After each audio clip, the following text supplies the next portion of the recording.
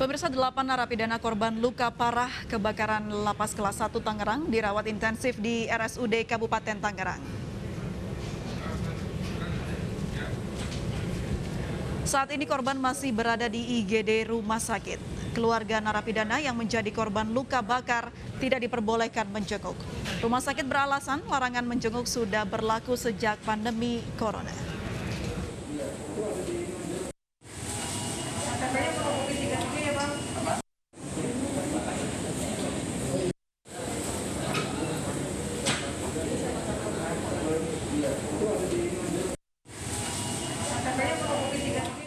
Ya, RSUD Tangerang menjadi salah satu rumah sakit tempat narapidana korban kebakaran dirawat. Seperti apa suasana di sana? Kita akan menyapa Nadia Raisa yang berada di sana. Ya Nadia, seperti apa situasi di sana saat ini?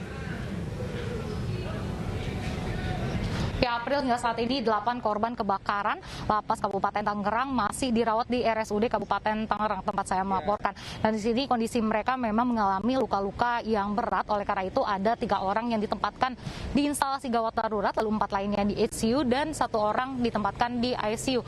Dan seluruhnya merupakan warga binaan pemasyarakatan ataupun narapidana.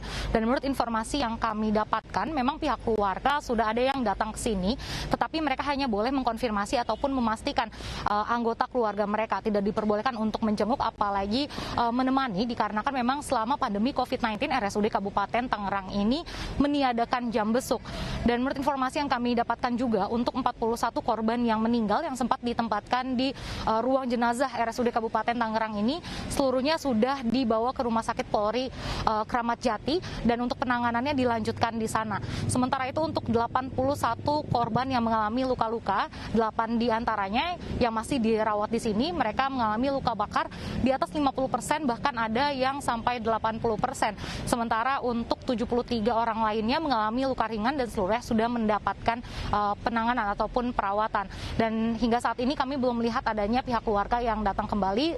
Selain itu juga mereka memang tidak diperbolehkan untuk membesuk dan menjenguk dengan tatap muka ataupun secara langsung. Dan untuk pihak keluarga korban yang meninggal langsung diarahkan ke Rumah Sakit Polri Kramat Jati dan berkoordinasi dengan tim DVI Polri di sana.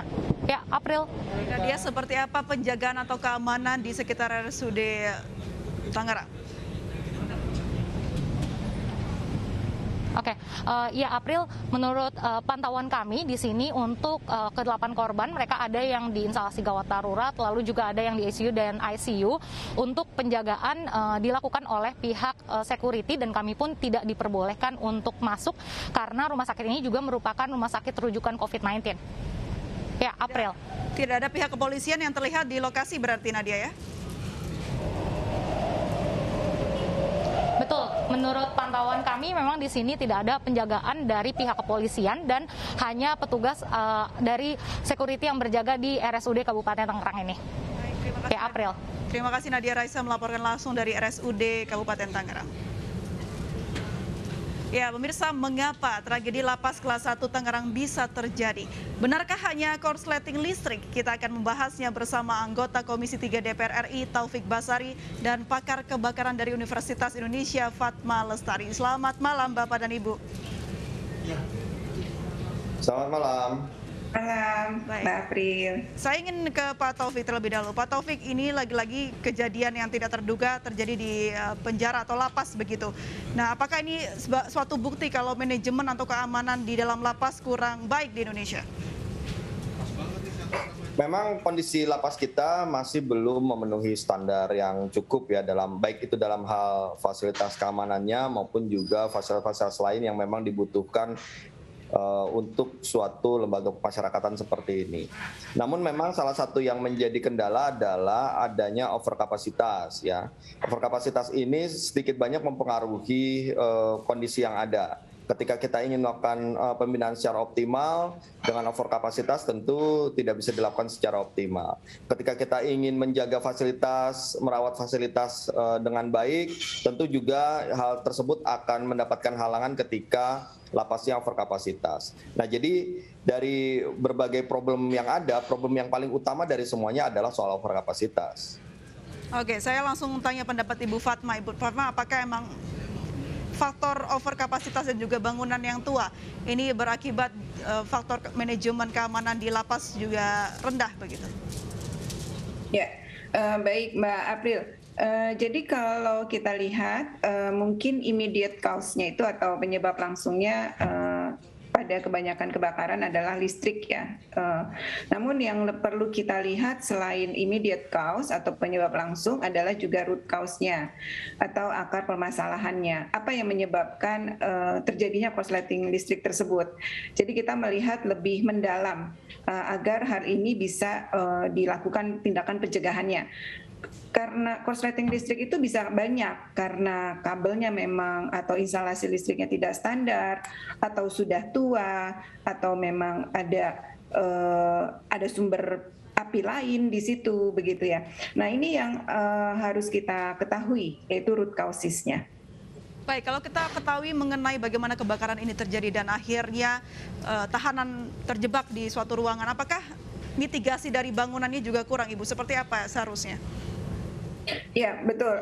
Kalau kita lihat dari sisi penyebaran api dan juga kedua adalah banyaknya korban, ini menunjukkan bahwa sebetulnya sistem proteksi kebakaran yang ada ini tidak berfungsi secara optimal. Karena kalau sistem proteksi kebakaran yang ada itu sebetulnya berlapis ya, proteksinya berlapis. Dari mulai alarmnya, early warning sistemnya, deteksi adanya api, kemudian sprinkler, kemudian APAR, dan juga hidran, itu apabila berfungsi dengan baik, maka kebakaran yang besar, jumlah korban yang banyak itu bisa dicegah gitu. Baik Ibu Fatma dan juga Pak Taufik, kita bicara soal konsleting listrik, ini kita akan dengarkan seperti apa. Polisi menduga kebakaran listrik di Lapas Kelas 1 Tangerang karena konsleting listrik. Menteri Hukum dan Hak Asasi Manusia Yasona Lauli mengakui instalasi listrik lapas belum pernah diperbaiki sejak pertama kali digunakan 42 tahun silam. Polda Metro Jaya sedang meneliti sebab musabab dari kebakaran tersebut. Karena kita tidak mau berspekulasi, tapi yang sementara yang kita lihat masih sangat kasat mata, yaitu dugaannya adalah karena arus pendek. Ya, saya langsung bertanya ke Pak Taufik Basari. Pak Taufik Basari, ini maintenance juga jarang dilakukan begitu. Nah, sebenarnya seperti apa sih mekanisme yang harus diterapkan agar kita meskipun tahanan ini ada di penjara namun juga keselamatannya terjaga? Ya, pertama saya juga tidak mau berspekulasi bahwa penyebabnya adalah pasti arus pendek ya. Kita harus menunggu dulu hasil penyelidikan dari pihak kepolisian dan nanti dari hasil penyelidikan itulah baru kita mengetahui penyebabnya. Tapi memang terlepas dari apakah benar konsleting listrik yang menjadi penyebabnya, memang betul bahwa perawatan terhadap lapas-lapas kita itu masih sangat minim ya. Belajar dari sini seharusnya seluruh lapas-lapas yang sekarang ada di Indonesia sudah mulai melakukan pengecekan terhadap fasilitas-fasilitas yang ada termasuk dengan instalasi listrik. Yang kedua, terkait dengan mitigasi bencana ya, saat ini memang sepertinya pihak Ditjen Lapas belum mempersiapkan mitigasi bencana yang cukup handal ya untuk bisa dilaksanakan ketika terjadi kejadian seperti ini. Nah, ke depan mesti kita persiapkan tuh untuk melakukan standar operasi prosedur untuk apabila terjadi mitigasi bencana.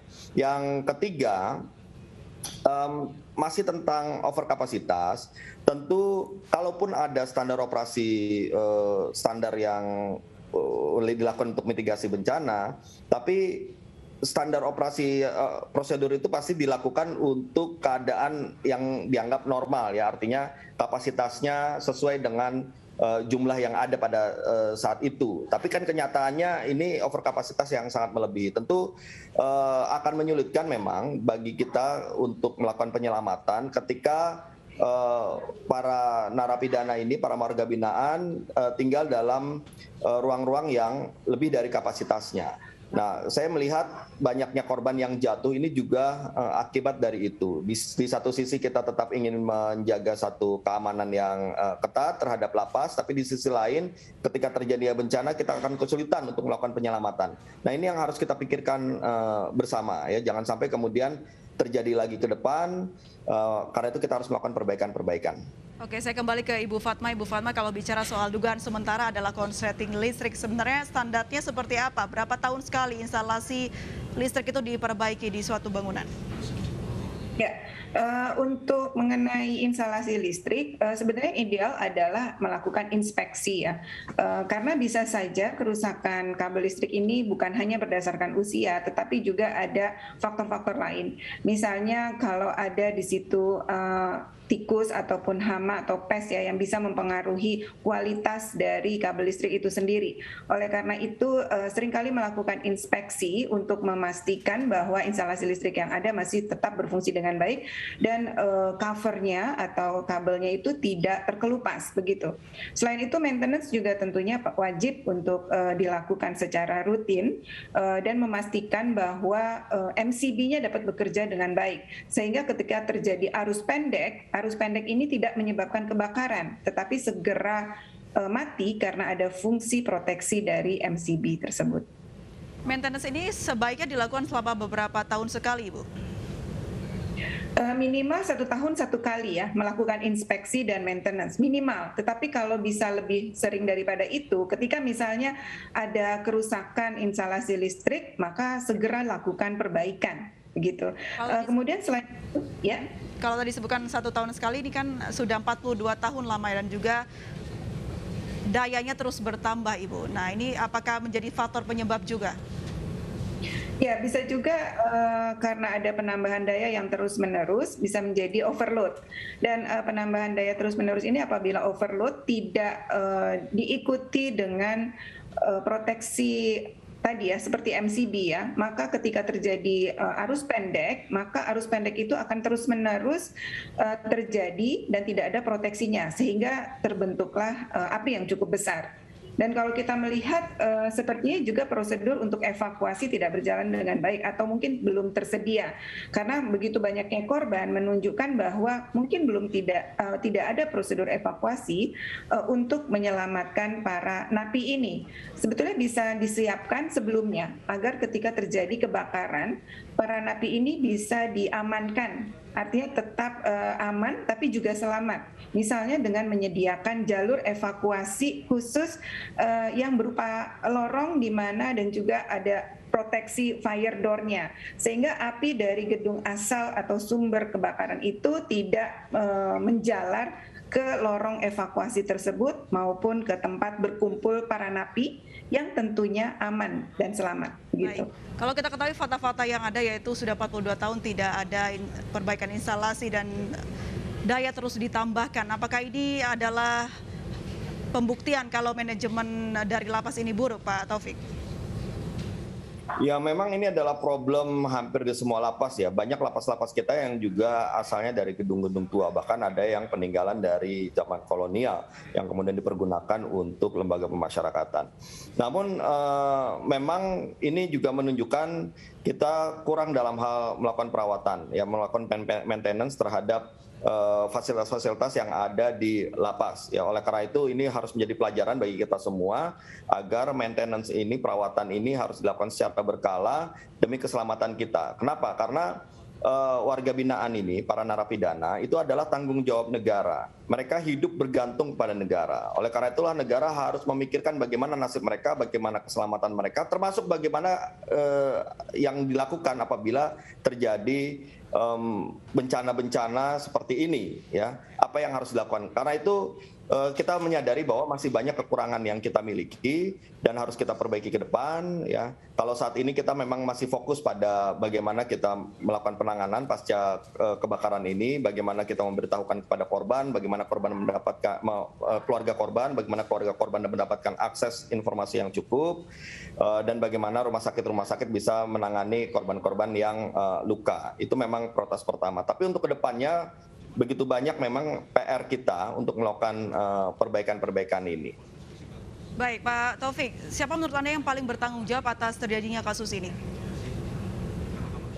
Saya tidak ingin kita fokus di situ dulu karena buat saya kita saat ini untuk mendukung terlebih dahulu upaya penanganan ya terkait dengan kasus ini. Baru setelah nanti pihak kepolisian menyampaikan hasil penyelidikannya untuk melihat penyebabnya apa, maka kita harus cari hal-hal apa yang menjadi penyebab dan hal-hal apa yang harus kita perbaiki.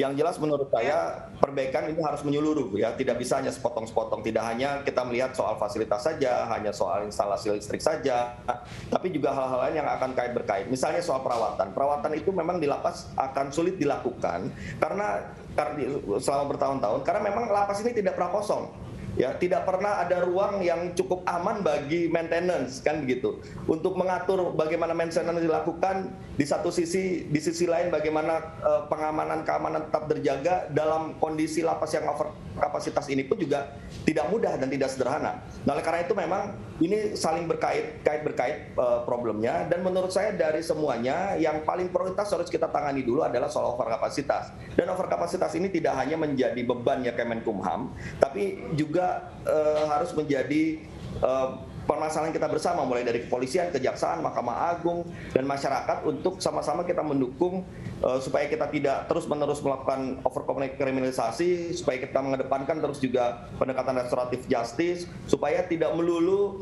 kita memasukkan para narapidana ini ke lapas sehingga terus-menerus menjadi overkapasitas. Jadi harus ada sistem di situ yang bisa membuat keamanan juga bagi para tahanan, begitu ya Pak Taufik Basari?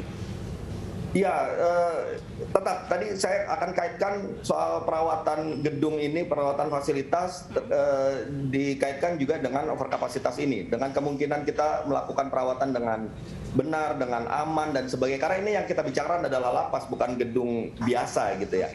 Baik, oleh karena itulah oleh karena itu maka menurut saya banyak hal yang harus kita perbaiki, tapi perbaikan itu harus secara komprehensif. Oke, terakhir Ibu Fatma, apa yang harus dilakukan ini meskipun tidak bisa diubah secara cepat, apa saja hal-hal yang bisa dilakukan agar tidak terjadi hal-hal seperti ini lagi? Ya, banyak sekali Mbak April lessons learned dari kejadian ini ya. Kita perlu mengetahui tadi penyebab immediate cause-nya, penyebab langsungnya nanti dari hasil penyelidikan. Kemudian juga memastikan bahwa root cause-nya juga ditelusuri begitu. Ketika mengetahui root cause-nya apa, maka dari situ kita bisa lakukan pencegahan ke depannya untuk tidak terulang kembali. Termasuk diantaranya tadi dari sisi inspeksi, perawatan, kemudian fasilitas dan sistem proteksi kebakaran, prosedur untuk evakuasi, termasuk juga organisasi keadaan daruratnya, dan juga tim emergency response. Dari sini kita melihat bahwa begitu besarnya api yang terbentuk dan juga begitu banyak korbannya, menunjukkan bahwa sistem proteksi kebakaran tidak bekerja dengan baik. Yes. Semoga hal tersebut cepat segera dilakukan oleh pihak-pihak terkait agar hal-hal seperti ini tidak terjadi lagi. Terima kasih Ibu Fatma Lasraja juga Bapak Taufik Basari sudah bergabung dan berbincang bersama kami di iNewsroom. Selamat malam. Pemirsa, 2 emak-emak di Blitar, Jawa Timur yang ditangkap polisi karena mencuri susu kemasan akhirnya dibebaskan. Jangan kemana-mana pemirsa, tetaplah bersama kami.